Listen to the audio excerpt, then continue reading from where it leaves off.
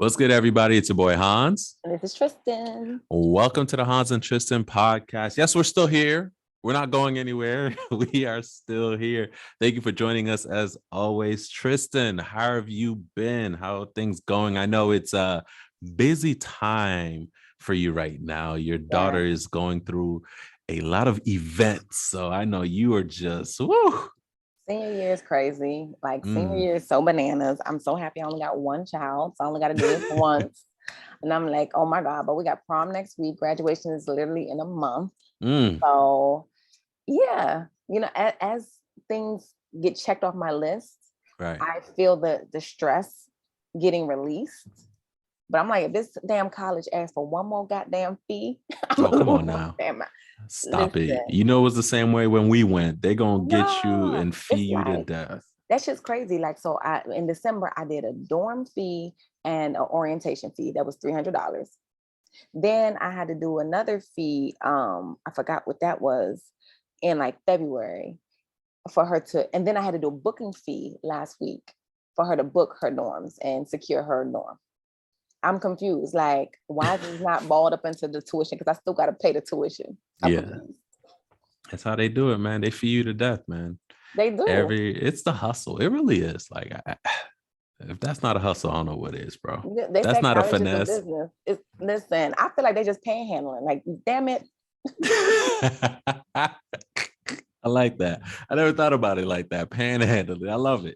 Y'all nickel and dime me for every damn thing. Soon my daughter click on something, it's a new goddamn fee. I'm like, girl, don't go on that website no more. Stay away. Literally. Oh man, but it's exciting times though. Your baby girl is growing up before your eyes, and as a parent, you're seeing the fruits of your labor. You really are. So all those times of making sure she gets it done and showing her how to develop good habits on studying and getting things done, you're reaping the fruits of your labor. So although it is stressful for you because you are a single parent and you're going to great lengths, because I know you show up and show out for your baby girl. You know that. So ain't nothing gonna be basic. So you showing up and showing out. But at the same time, I do know that it is a wonderful time for you, and it's you're gonna be a ball of tears. I know you're gonna be a ball of tears at one point. I literally cry almost every week. But I'm so happy to be an empty nester. I'm like, oh my God, I'm single. It's gonna be summertime, and I'm as your co-host and friend first. I'm gonna have to burst your bubble on this whole empty nester thing. You really think she's gonna stay away? You really think that's gonna happen? Yes, I have full faith that at least the first 2 weeks she will stay on campus. I'm gonna tell you why. Okay. One, their dorms are like apartments. It ain't like when we was in college where you gotta share a room and you got one twin bed on the other side and the other twin bed on the other side, and down the hall is the communal showers. Oh no. You walk in, it's a full kitchen, it's a living room. Okay. It's four rooms in there, and each room has its own bathroom. So my daughter will have her own room and her own bathroom, and a washer and dryer in the unit. Wow, each room has their own bathroom, so no communal bathrooms. No communal bathrooms. You ain't got to share a bathroom with nobody. Your key only opens to your room and your bathroom. You have a laundry joint right up in there. So I'm like, why are you coming home? Then I'm like, listen, have your little boyfriend come visit you or something. At least give me 2 weeks. 2 weeks, please. I give it one. I might break first and go roam the campus and then sneak up on them. But I'm like, I need at least 2 weeks for it to set in, and then after that, I need to see you on my birthday, and then once a month. All right, that's wishful thinking, but it's cute though. I love that you have goals and aspirations. That's cute. I have to normalize getting alone now. So when she goes out, I try not to call and text. And I try not to go in her room and roam around and shit, wander in the house looking lost. So it's a process, and I embrace the process. Okay, well, I'll be here. I can't wait to see the updates. I'm texting you more frequently. What you doing? I'm like, what's Gigi doing? I'm bored. What you doing? Where you at? You're gonna be on that campus. This is what you're gonna be doing. Listen, once I pay that tuition, I don't want to see that campus. Leave me alone. Just run my W-2s and my tax papers so I can claim it. Right. Because every time you walk around there, your pockets get a little lighter. Literally. I'm like, God damn. I said, listen, after undergrad, you on your own, sis. I can't do this no more. Yeah. That's crazy. But hey, man, I wish her all the best. Congratulations, early congratulations to Genesis for doing great things, for always excelling. And congratulations to you. You should be congratulated as a mother for being there, supporting your child, and really pouring into her every little bit. So Yeah, congrats to you thank too. you. It's although, yes, give credit to her, but she couldn't do it without you. So congrats to you. Yes, I'm Really. looking forward to my graduation gift from her. Yes, yes, yes. And also you need to schedule some relaxation time too once this season is done with because you need to recover. And my bestie got a surprise for me, so I think she already got that covered. So we're gonna see. Nice, We're gonna see. nice. I'm Love excited it. though. I am Love it. excited. Feel like you're gonna change the weather or something. You're gonna stamp a passport or something. I don't Listen. know what we doing, but I know I'm getting the fuck out of the South Side. It's not gonna be in the South Side, It ain't basically. gonna be in the South Side. It might be downtown Atlanta, but it ain't gonna be. It ain't gonna be in the South Side. Bet. Bet. All right. So let's get right into it. So on social media recently, a clip has been going viral of an 8-year-old boy in, of course, New York, Syracuse. And he was being detained by police officers. And as you know, Tristan, every time police officers are doing anything, people pull out their phones to videotape. Yes. So, of course, it was captured on social media, but this particular one has gone viral because it is a young 8-year-old Black child who is being detained rather kind of a little aggressively by police. And his crime was stealing a bag of Doritos from a convenience store. And the person holding the camera, of course, is aggressively asking the police officers what they're doing, and kind of getting into a verbal altercation. And this has since gone viral and exploded throughout the internet. And I do know that you have seen some even more recent updates regarding some interviews with the father on some shows. So we're going to kind of tap into this because I do think that it is worth discussing because there are some layers to this story and some reactions that, are warranted and are not warranted. But let's just get into our initial reaction to the video. So what were your first thoughts when you saw this video? My first thoughts were that the man holding the phone and recording was adding extra stress and tension to the situation, unnecessary stress and tension. I feel like we as Black people, rightfully so, when we see, officers with a Black or brown person, regardless of their gender or age, we get nervous. Again, rightfully so. However, I feel that we have to be mindful of putting our biases on every situation because every person that's detained ain't innocent. True. And every person that's being detained isn't being threatened, harmed, beaten, or hurt. Again, even though that's our history and some of our experiences, then I understand that. So, you know me, I love, posting controversial stuff on social media and picking people's brain, giving my opinion, and then of course, rebutting. So my rebuttal to many people was, at the end of the day, I feel it's important to teach our children accountability. And you and I both have worked for juvenile justice system for many years. And I believe that the common thread that we've come across in, working with these families and these juveniles was a lack of accountability. And it starts at a young age. And parents neglect this accountability because the behavior isn't really directed towards them. It's either at school or the community, so then they make excuses for their child until it's directed towards them when they're 16, 17, then they call the police, tell us to come get them and lock them up. Then it's out of control, right? Exactly. We've seen that several times, right? But at the end of the day, like you have an 8-year-old who's unsupervised. Let's be real. If you're not old enough to stay at home alone, you're not old enough to be in the streets alone. So he's 8 years old, he's unsupervised. This was not his first encounter with the officers. They were familiar with him. So clearly he has done something of this caliber before. I personally don't feel like it was aggressive because he wasn't handcuffed. He wasn't beat. He got dropped home. That's a luxury when you get in the back of a police car. That's a Especially luxury. if you're Black. Exactly. That's a luxury a lot of people don't see. Some people don't even make it to the jail because they end up dead. Some people make it to the jail and still be dead when they arrive. Some people get to the jail, end up being killed. Some people get to the jail and get detained and then go to their hearing. So for you to be dropped home is a luxury.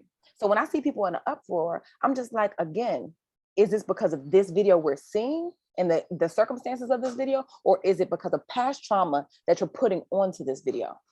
Mm. And you got to learn how to separate the two. And someone asked me straight up, if this was your child, what would you do? If that was my child, take her. Oh. You know me. I'm like, one thing I don't play with my daughter. And it's funny because I asked my daughter the same question. Her response was, I'll be more scared of your reaction than the police. Because I don't play that. That's why my daughter don't steal. That's why my daughter don't cheat. That's why my daughter ain't out here fighting in the streets, because she know, again, accountability. And that started way before she could even walk. That's true. That's true. I think for me, you gave me great context. So for the video at face value, right? And of course, everything we see on social media, we always have to kind of comb through because it's not always what it is. There's layers to everything. That's just life in general. Context matters. And for me, it is, because there is a difference if this was a first incident and occurrence versus this being multiple, right? Because that changes the context for me. And that's really to me a lining that we have to make and delineate. Like, we do have to find out what's going on rather than just react like, what's up, what's good? Because if I'm seeing this for what it is face value and thinking that, assuming that this is the first time he's being, then to me, yeah, it is a bit much. It is a bit much. Granted, it's not right, but kids do steal. Little kids do get little sticky fingers. You get what I'm saying? It's not right, but at the end of the day, it is what it is. This is an opportunity to teach them to do better. So it being the first time versus it being his multiple offense or what have you does change the context for me, because now it's like you said, that's it. Because if we're honest, him being just put into the back of the cop car and nothing else really happening to him is a great luxury that this child has had, because we've seen other videos that end so worse, life being taken, et cetera, and the energy that was given to me by the person filming. And I don't know if you saw another little kid in there too. Yeah, he's like, he ain't even do it. He's like, the kid said he ain't do it, so the homie ain't gonna lie for the other homie, like, right? Like, so that even paints even more context into it, though, right? So it's the fortitude that your little homie got to just get brolic and just to really kind of get that bold, I guess you would say. It shows that you're about, not about that life, but you've been in this situation before. You're not, oh my gosh, it's the cops. I mean, like, you've had your little runners before. You feel like you could kind of test them, you could kind of push them and everything. Then you got the cameraman hyping it up. And he was super hyping it up. You get what I'm saying? So, like, I definitely do understand that. And for me, I don't think what you said gets highlighted enough. At the end of the day, yes, for the most part, our experiences, ours being minorities with the police officers, is always it's been painted in a negative light. But that doesn't speak for the totality of experiences. We would be naive to think that every single one of us is out here innocent doing the right thing. Exactly. You get what I'm saying? Like, we would be naive to think that. So there are instances where we really have to look at it as, clean as possible and say, yo, if you're in the wrong, like you said, you have to be held to some type of accountability. So what are you supposed to do? This kid is going into this business owner who's trying to feed his family, who's running his business, his or hers. I'm sorry, I don't know if it's his or hers. They was trying to run their business, and you're stealing their product. That's their bottom line. They're losing money. Right. So they're just supposed to be okay and just be, oh, come on, it's just a little kid, and just kind of let them go. Like, exactly. You have to hold these kids accountable, and you have to set a tone like, this is unacceptable. So I don't honestly think that it was too traumatic of an incident for this child, especially if you're saying he's a repeat offender. Right. But my thing is also, at the end of the day, even if it was traumatic, is there not cause and effect? Don't you know right and wrong before you can even lead a household? Like, so you're saying, what did you learn? Literally, what did you learn? Because at the end of the day, it's like, bro, like, I remember when I was like 6 and I was with my mom in the grocery store, my mom and my sister, and I stole a candy bar. Mm-hmm. And my mom was packing up the car, and she realized I took the candy bar. She made me go back into the store. She walked with me. She made me return the candy bar. And then she whipped my ass in front of the whole store. Wow. I never stole again in my life. And I would rather have this young boy's treatment than the ass when I got from my mama. Thanks. Because my mama didn't hold back at all. Because she's like, you gonna embarrass me? like, ooh, yeah. Like, no. So I'm just like, at the end of the day, where's accountability? Because even the guy in the camera, he's like, I'll buy the chips for him. But where's accountability in doing that, right? Where's accountability come in? And I'm not saying, like, it's plenty of times I've been in, I stay on the South Side. So it's plenty of times I've been in and I've seen kids stealing. I've seen adults stealing. I'm like, listen, that soda ain't worth it. I'll buy it for you. But if I see your ass stealing again, I'm gonna let him fucking take you. Right. But I'm gonna do my due diligence. But again, are you stealing for necessity or are you stealing because it's available to you and you want it? Those are different things. And again, people on my timelines like, oh, well, you're wrong, and the police and this, that, and the third. And as a Black woman, you got Black child. Yes, as a Black woman, I want to reduce my child's interaction with the police as much as possible because I know what they can do. So me reducing that interaction also is me teaching her accountability. It starts at home. So if I could teach her to be accountable, not get in no fights, do this and do that, that's reducing. It's not eliminating, but it's reducing her interaction with the police. So if you want to save your child's life, teach them accountability so the streets don't have to. That's facts. That's facts. I do think, though, there is still a line that has to be drawn, a balance that has to be had. And if I'm honest with myself, I do think the balance was had in this situation. I personally, from what I saw in the video, didn't see too much aggressive force. Like I said, held the kid with his arms behind the back tightly, put him in the back of the vehicle. Granted, the cameraman was hyping up the situation, but I didn't see a chokehold. I didn't see him getting dragged to the ground. No beating, no kicking, nothing to that magnitude of which we've seen so much of before. But I think, though, the concern in the community is that there is no balance oftentimes, right? So there is no balance. And we've seen instances where people have committed the crimes, but the sentence not match the crime. So, like you said, this child got off he got a blessing. He really got a blessing. He has, the Lord touched him. He got a blessing, because we've seen instances of kids or people committing petty crimes and it leading to their death because the police mismanaged the situation. Absolutely. So I do think, though, there has to kind of be a balance, and that's what we have to really look for rather than look just for the abuse. So we have to kind of look for the balance. And I think the way that video is going viral is just looking at it from a lens of, oh, there goes the police, overusing their authority and trying to make an example out of this young boy, when really it sounds like it's a situation of, no, this young boy needs to be taught a lesson, and this may be the way to do it. And let's play devil's advocate, right? And you are the store owner.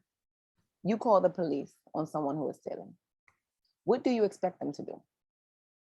Do you expect them to let him go free? Because at that point, I'm gonna report you. Because I called you, then you let the criminal go free. Or do you expect them to actually do their job and put him in the car, regardless of, like, again, he went home safely. His dad confirmed that he got home safely. So as a store owner, what do you expect to see happen? That's true. That is true. That's a double-edged sword, right? Because think about it.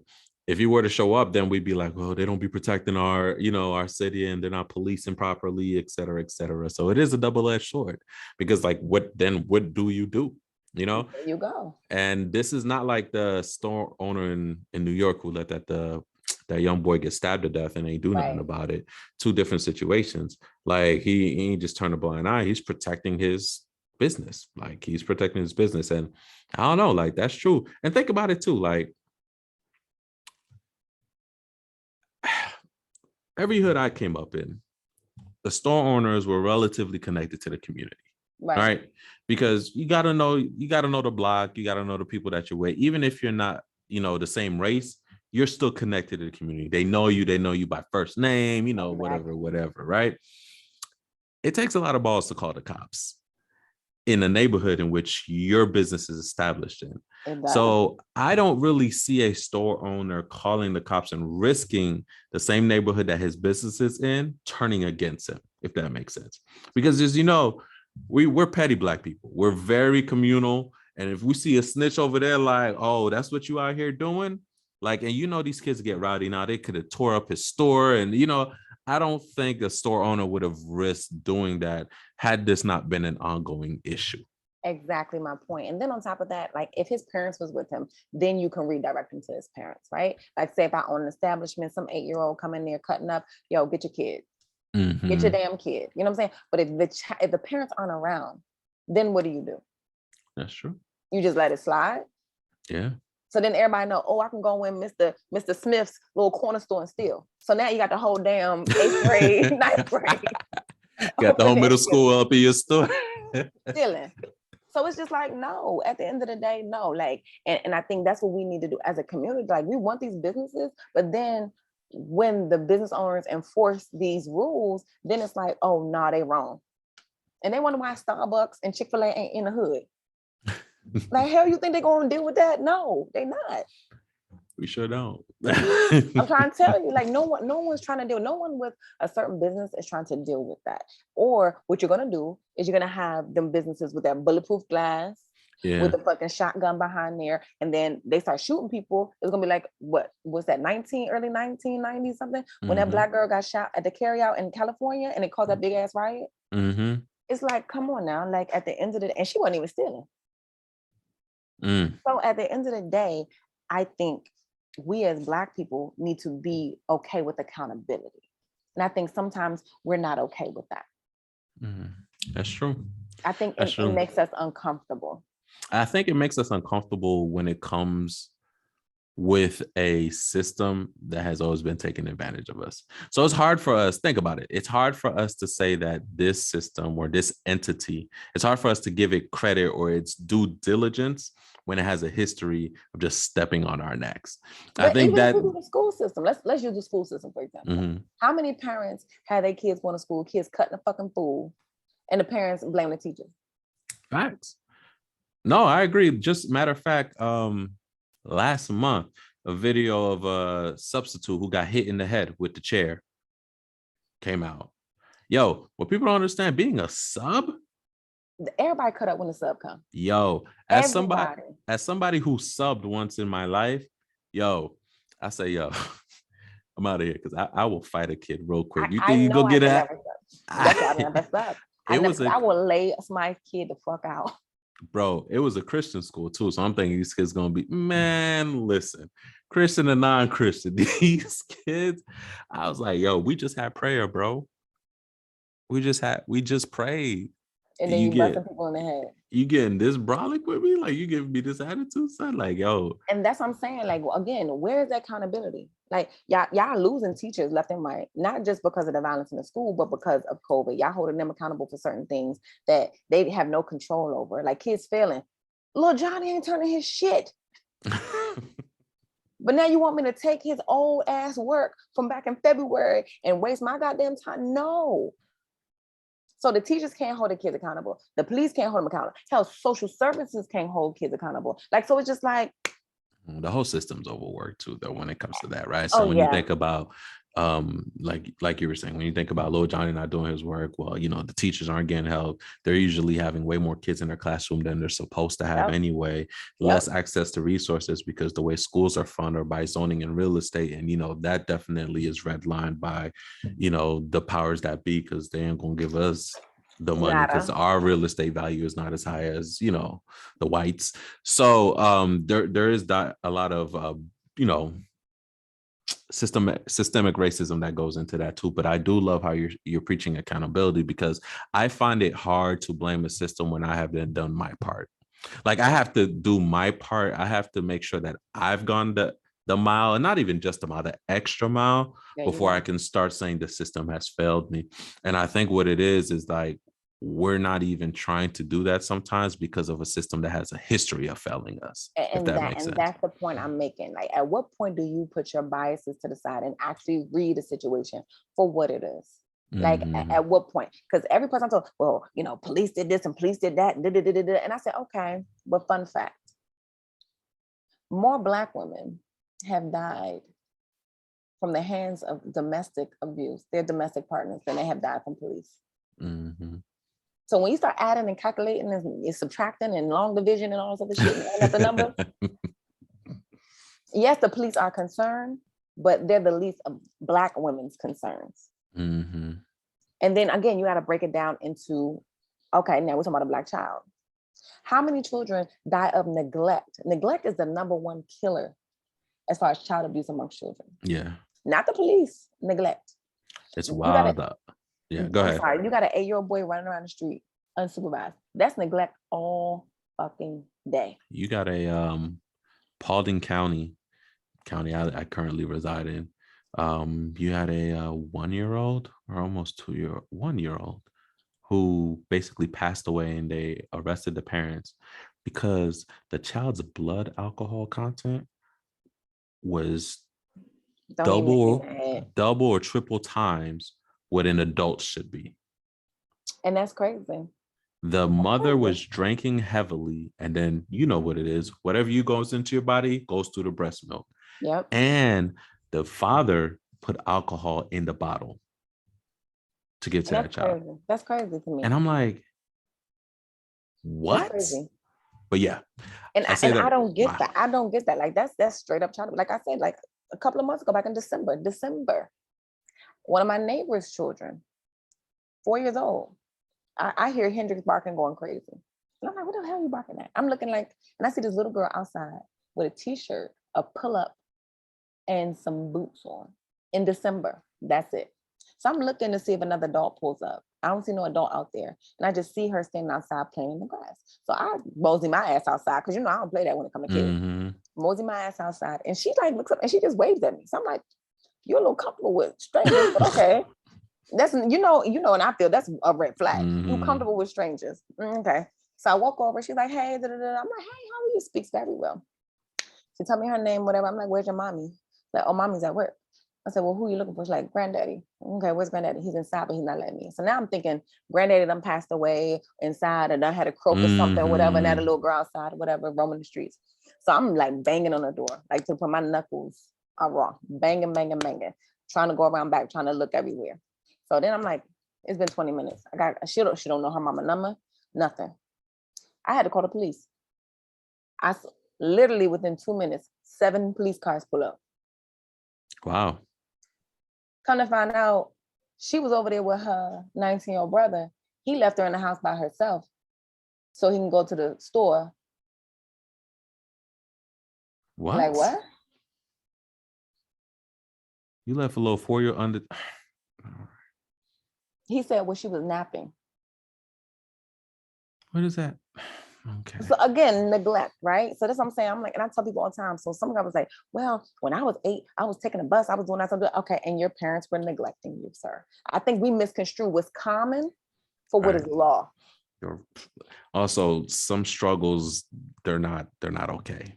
They're really not. Like some struggles are really not okay. At all. And we need to stop glorifying some of that too. Like, and I said that. I was like, why do we that's not okay. glorify these struggles? Why do we glorify crime? Why do we glorify violence? And then wonder why our children are out here pretending to be something they're not. Right.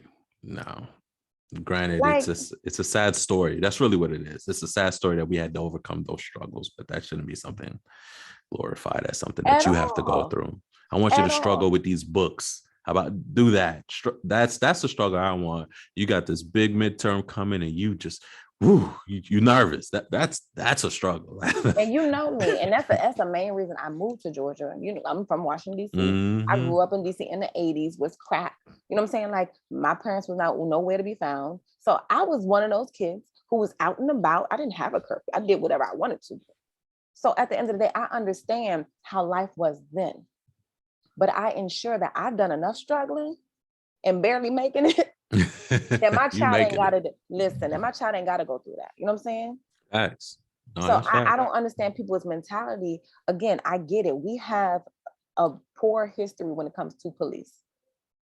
But at what point do we hold our Black people accountable for the shit they do? Like, why is it when someone's family member go to jail, it's like, oh, free my nigga TT, free my nigga Lord Whoop, or whatever the fuck ever? No, TT need to stay his ass in jail because TT was a menace to the fucking society.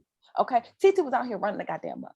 Okay, right. So TT need to sit his ass down and reflect on his goddamn decision. We ain't freeing him no time soon. Yeah, you talking about the mass murderer? Nah, he good. He good right where he at.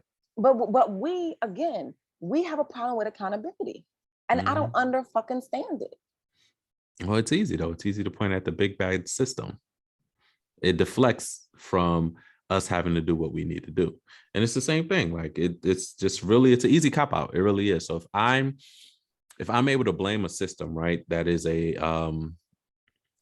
it's a abstract thing. It's not too concrete, right? It has a mysterious feel to it, but you can kind of still feel its effects. Then it takes the pressure off me doing what I need to do, right? So then it's no longer my failures, it's no longer my deficiencies, it's no longer me not doing what I need to do. It's, oh yeah, man, the system's against me. So that's why I didn't do what I was supposed to do, or I'm not where I'm supposed to be. It's a real cop out, when the truth of the matter is there is some type of balance out there. Like, you still have to play your part. So even if these systems, right, were all equal, you would still have to do your part. And that's what kills me with people. Like, they feel like, okay, let's say we woke up, right, and racism didn't exist.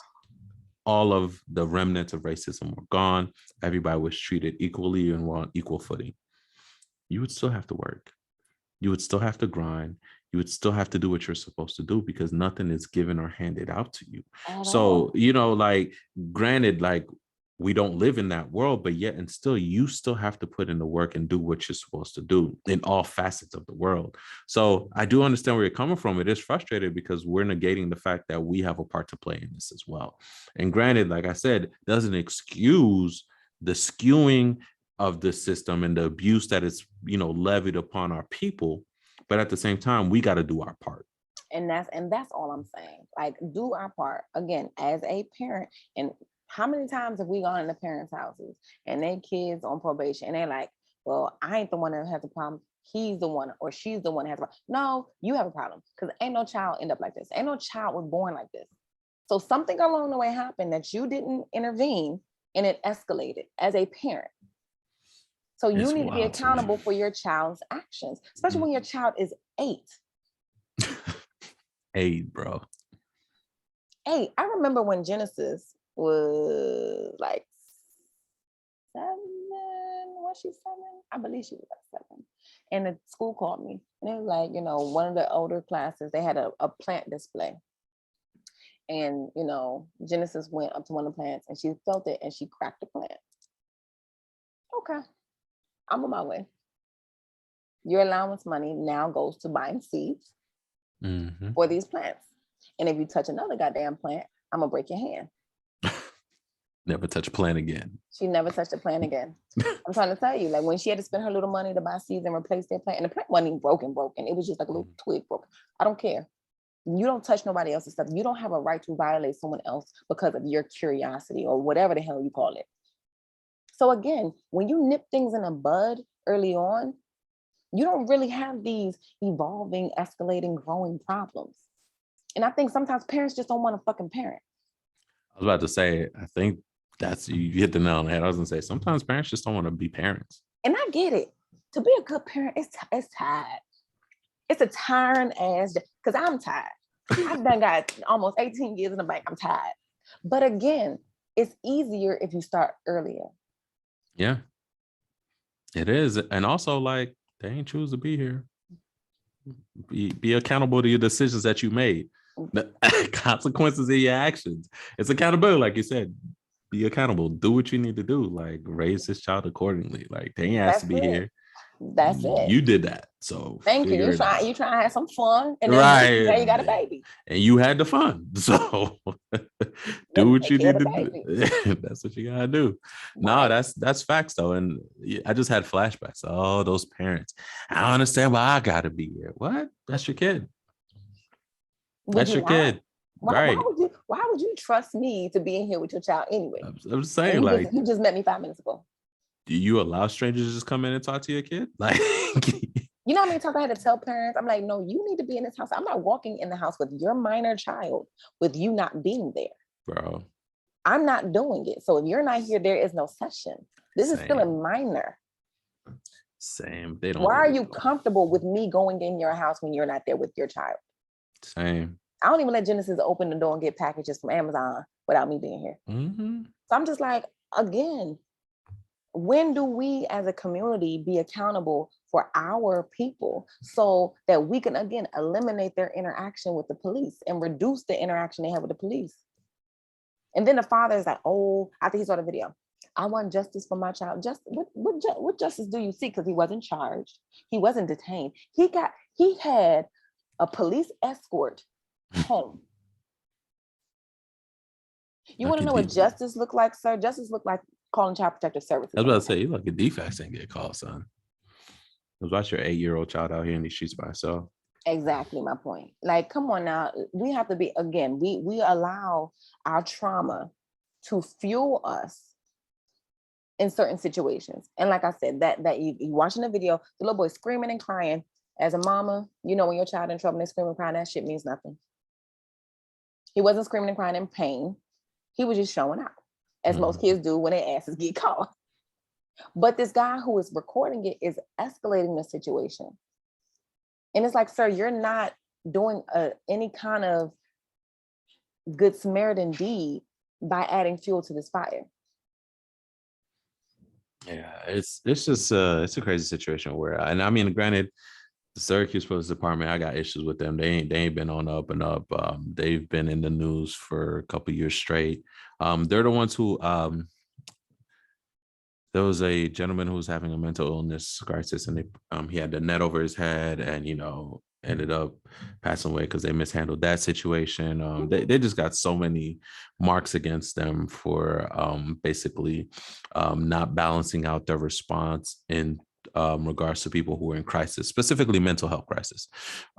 This wasn't a mental health crisis, though. This wasn't that. And I'm a man, and I will say I think they handled it just fine. I do think that the person videotaping did come with some type of aggression, and they had to meet that as well too, because they're figures of authority. But if you add up all the pieces and you look at it in its proper context, this child was a repeat offender. He was unsupervised. He was brought home, wasn't charged, wasn't harmed. All in all, I think this is a lesson learned. It's just unfortunate, though, that the viral nature of social media and how things get blown to different proportions may take this to an area in which it doesn't need to be. We need to be focusing on Soho Karen, who's about to get off for trying to manhandle this little boy who she thought had his phone, and her phone was in the Uber. I saw that. We need to I'm like, how to she focus getting on off that. already? She assaulted a child. Exactly. Right. You How assaulted do you a minor. assault a minor and then just get off? And then you kind of like detain them against their will. Like, come on, like that's a lot of charges. That kind of add up. And then when she did her interview, like before, I remember she was so arrogant with it. She wasn't even listening to her attorney. And I'm just like, girl. I remember. Ew. That. The white privilege was just oozing through the screen. And the thing is, you're not even white. That's the funny part about it. How are you a brown girl with all this white privilege? Like, girl. It's because she passes as white, though. She passes very well. She has the lingo. She has the, I'm like, girl. Yeah, but she's not, though. She's Middle Eastern. But it's wild. But she's about to get off, right? I'm like, that's wild. This is a whole, and this was an example of good parenting. This dude stood there and was like, yo, no, you're not about to take my kid's phone. I don't care. Like, I don't care what you say. You're wrong. That is my child's phone. Like, father who stood there and did what he was supposed to do. And the thing is, what kills me is he had to maintain his composure. Oh, yes. He didn't have the luxury of going off. He didn't have the luxury of literally physically defending. He didn't have that luxury. As Black people, especially Black men, in certain situations, y'all don't have that luxury. I'm gonna tell you like this: if that was me and my child, oh no, I'm a walking dog on that bitch. Like that bitch would have fucking been pressing charges on me because I would have dragged her ass all through that fucking lobby. Don't touch my motherfucking child. Listen. Period. I was like, yo, that's funny. That's the same thing. I said, yo, hold on, that's his kid, son? And he's doing this, keeping it calm, sir. Ain't none of that, yo. Ain't none of that. Ain't none of that. That's my child. That is my child. Get out of here. And when I saw that, I was like, get out of nope, here. I'm not that mature yet.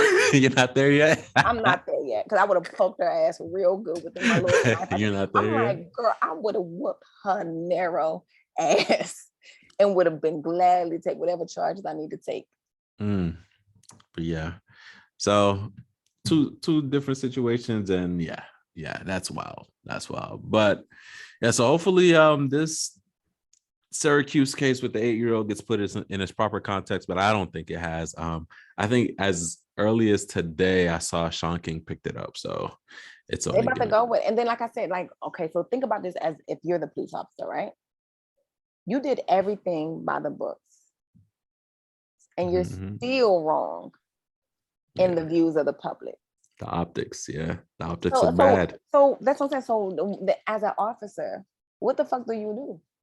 Do we not understand that sometimes us doing shit like this adds fuel to the fire? Because how many officers around here saying like, see, what fucking difference does it make? Right. No, honestly, to me, it's almost as bad, not as bad, but almost as bad as women falsely accusing. Exactly. That's what I'm saying. It's like, we can't just put all police officers under this umbrella. And we're wrong for doing that because we don't want them judging us, yet we turn around and judge them. And I'm not advocating for the police officers. I don't have no police in my family. You know, I ain't, you know me. Like, I'm cool with them. Like, stay away from me, I stay away from you type shit. Kind of situation. Yeah, I see you, you see me, just leave me the fuck alone.